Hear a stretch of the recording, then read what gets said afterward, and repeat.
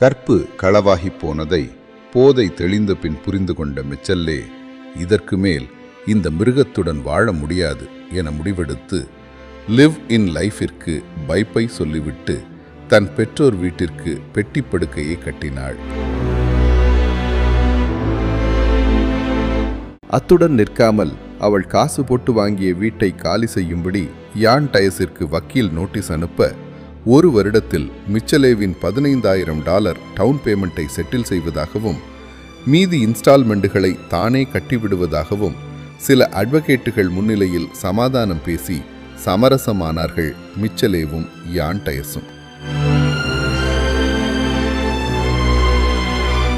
ஆனால் இதுவரை மிச்சல்லேவிற்கு சல்லி பைசா தராமல் ஏமாற்றி வந்த யான் டயஸ் இன்ஸ்டால்மெண்ட்டுகளையும் கட்டாமல் மிச்சல்லேவின் ஃபோன் கால் மெசேஜ்கள் எதற்கும் பதிலளிக்காமல் தவிர்த்து வந்தான். கடுப்பான மிச்சல்லே அடுத்த கட்ட சட்ட நடவடிக்கைகள் எடுக்கும் முயற்சியில் முன் ஏற்பாடுகளாக யான் டயஸிற்கு இமெயில் மூலம் எச்சரிக்கை கொடுத்தாள். பேங்க் பிரஷர், பெற்றோரின் வசவுகள் என மிச்சலேவின் கோபம் கொஞ்சம் கட்டுப்பாடுகளை இழந்து இமெயிலில் பல சாபங்களையும் பைபிள் பஞ்ச் டயலாக்குகளையும் போட்டு ஃபீல் பண்ணி விட்டாள். மிச்சல்லேவின் ஃபீலிங்கை புரிந்து கொண்ட போலீஸ் விரைந்து செயல்பட்டு ஏஞ்சலா யான் டயஸின் செல்போன், லேப்டாப்களை கைப்பற்றி சைபர் கிரைம் கில்லாடிகளிடம் கொடுக்க அவர்கள் ஏஞ்சலா யான் டயஸின் இல்லீகல் ஆக்டிவிட்டிகளை அக்குவேறு ஆணிவேறையாக பிரித்து மேய்ந்து விட்டார்கள்.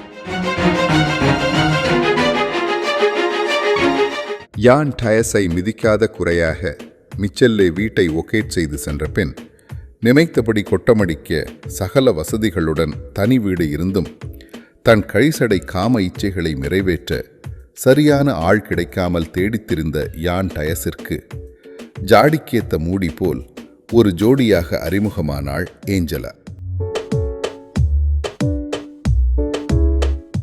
இருவர் வேவ்லந்தும் வேற லெவல் வெரைட்டி காம இச்சைகளை நாடி தேட அட்ட சேம் பிஞ்ச் என கொஞ்சிக் கொண்டவர்கள் சட்டு புட்டென மோதிரத்தை மாற்றிக்கொண்டு மிச்சல்லே வாங்கி போட்டிருந்த வீட்டில் குடியேறி கூத்தடிக்கத் தொடங்கினார்கள். இந்த நிலையில்தான் செட்டில்மெண்ட் பணத்தை கேட்டு மிச்சல்லேவின் மிரட்டல் இமெயில்கள் யான் டயஸின் இன்பாக்ஸை நிரப்பிக் கொண்டிருந்தன.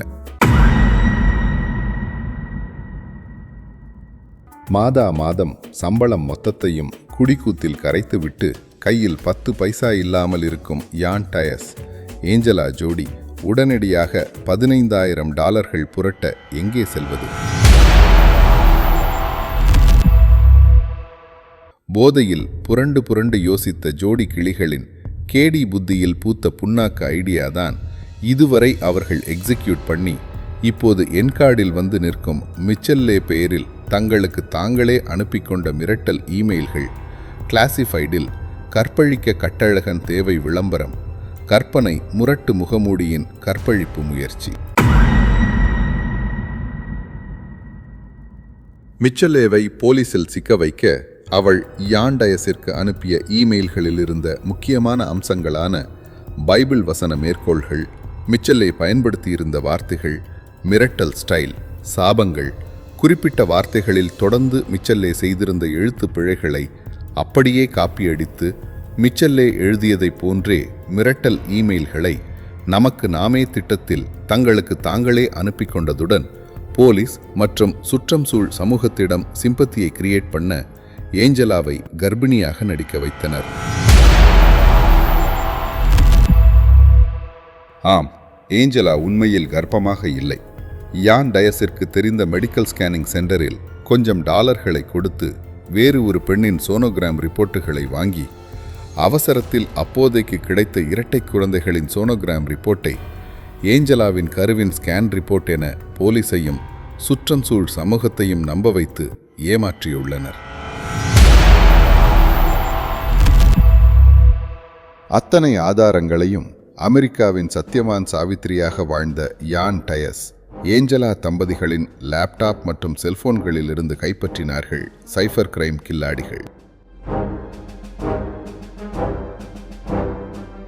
போலீஸ் டிபார்ட்மெண்ட்டில் டெப்டி மார்ஷலாக இருக்கும் யான் டயஸ் தனது பதவி மற்றும் பழக்க வழக்கங்களை பயன்படுத்தி மிச்சல்லேவை பர்மனண்டாக சிறையில் வைத்து விடலாம் என நினைத்தார். அப்படி செய்துவிட்டால் $4,75,000 சொத்தை அப்படியே ஆட்டையை போட்டு விடலாம் என்பது யான் டயஸின் கணக்கு. அந்த கன்றாவி கணக்கில் டன் கணக்கில் மண்ணள்ளி போட்டு விட்டார்கள் அநேகம் நகர போலீஸ். 2016ஆம் ஆண்டு ஜூன் மாதம் கைது செய்யப்பட்டு சிறையில் அடைக்கப்பட்ட மிச்சல்லே 2017ஆம் ஆண்டு ஜனவரி 9ஆம் தேதி விடுதலை செய்யப்பட்டார். அதே நாள் ஏஞ்சலா மற்றும் யான் டயஸ் இருவர் மேலும் வழக்கு பதிவு செய்யப்பட்டு சிறையில் அடைக்கப்பட்டார்கள். இன்று வரை நடைபெற்று வரும் வழக்கில் இருவருக்கும் குறைந்தபட்சம் 20 வருட சிறை தண்டனை கிடைக்க வாய்ப்புள்ளது என்கிறார்கள் சட்ட வல்லுநர்கள். 2018ஆம் ஆண்டு மிச்சல்லே அனஹேம் நகர போலீஸ் டிபார்ட்மெண்ட் மேல் அப்பாவியான தன்னை அநியாயமாக சிறையில் அடைத்து சித்திரவதை செய்ததற்கு நஷ்ட ஈடு கேட்டு வழக்கு தொடர்ந்தார்.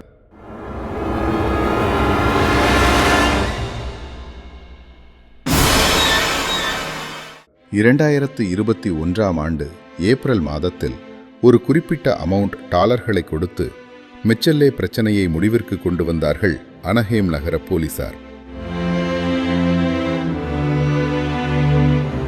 நான் அப்பாவி நிரபராதி என நிரூபிக்கவே நஷ்ட ஈடு கேட்டேன். அது நடந்துவிட்டது. ஆனால் நான் சிறையில் இருந்த நாட்களில் மனதளவில் சந்தித்த போராட்டங்களை, துன்பத் துயரங்களை எந்த நஷ்ட ஈடும் ஈடு செய்ய முடியாது எனச் சொல்லும் மிச்சல்லே இப்பொழுது அமைதியாக டொரண்டோ நகரில் ஒரு தனியார் நிறுவனத்தில் பணிபுரிந்து வருகிறார்.